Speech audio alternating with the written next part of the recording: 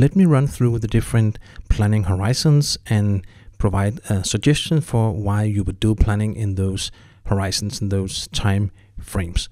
So we'll start with the assets budgeting. Why would you do assets budgeting? Well, it's a long-term thing, and you need to break down your expected forecast into requirements to figure out what are my expected bindings on stock, what are my expectation for capacities I need do I need to buy new equipment if I have a growth strategy, for instance, or should I sell equipment if I have the opposite? So it's about predicting what will happen in the very long term that we need to change our assets into. And you can do that using Business Central somehow to do this breakdown. Then you have the long-term planning, and the period for the long-term planning will differ from company to company. But the point is here to make some kind of sales forecasting, or typically you would forecast on your sales items and then break down the requirements, so you would know exactly what your requirements, or not exactly, but you know what your expected requirements will be in the longer terms, and that way it's possible to do agreement with vendors for items, blanket or agreement or a frame agreement with the vendor. So typically this is and demand because the procurement time is often longer than the expected sales lead time, so we need to do some kind of forecasting to break it down. On a 2 weeks to 3 months period, we would like to run master planning, and that will be, for instance, MRP1 planning, MRP2 planning, and it's about figuring out what are my requirements for materials and what are my requirements for capacity.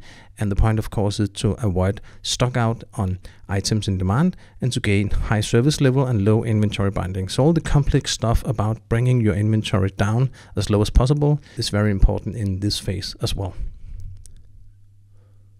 The detailed planning is about how we actually make the specific production plans. So this will be a production planner, typically using Gantt charts or whatever capacity planning algorithms to figure out, do we have enough capacity? Do we have enough labor? Do we have enough item at the right time to start the production orders? And what is the load on the machinery, the capacities, and is it possible to make a plan that we can actually execute? So the detailed planning is all the puzzle, and often it turns into be very manual.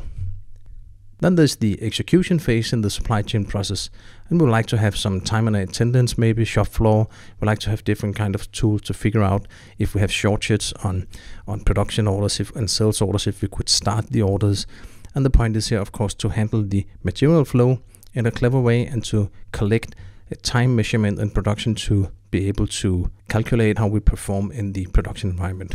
And of course, it's about making good quality and having good data to continue improving our way of working.